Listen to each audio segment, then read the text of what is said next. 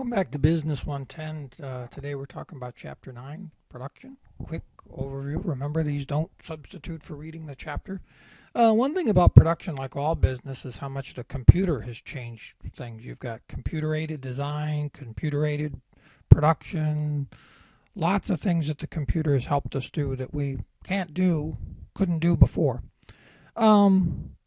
Let's start. The book talks about some of the success factors. Well, certainly focusing on the customer, relationship with your suppliers, and a mindset of you're going to continuously improve. To always take your processes and try to improve your processes.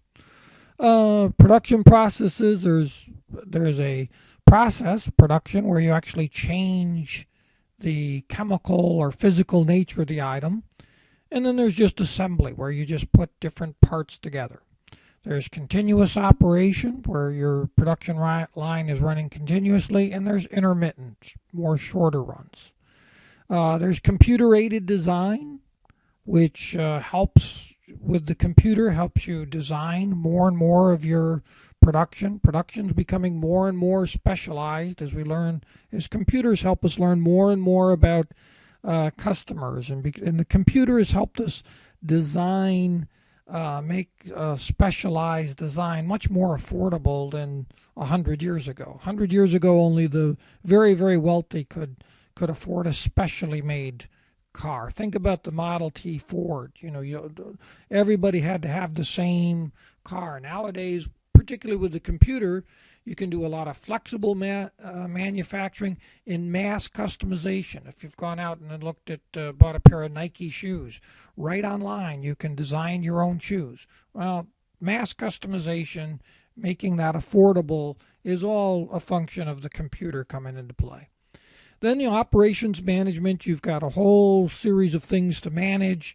Your facility, the layout of that facility, the whole purchasing of materials, controlling how much inventory you have, controlling the quality controls, the geographic regions, all sorts of different ways and responsibilities that an operations manager has. An operations manager is responsible for all of these things.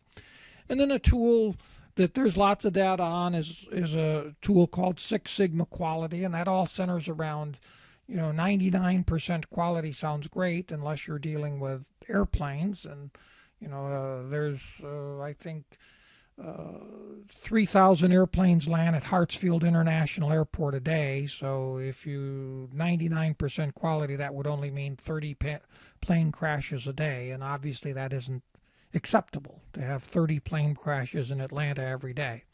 So Six Sigma is a quality initiative that Motorola spearheaded and a lot of other companies have adopted, that says you really need to focus on how do I continuously improve my processes, a very disciplined way of looking at my processes, looking at making sure every time there's an error, we go back to the process and figure out what in the process needs to be fixed so that error hopefully never happens again. Lots of stuff on the website on Six Sigma if you're interested, and there's actually full courses on it. That's Chapter 9. Any questions, let me know. Have a great week.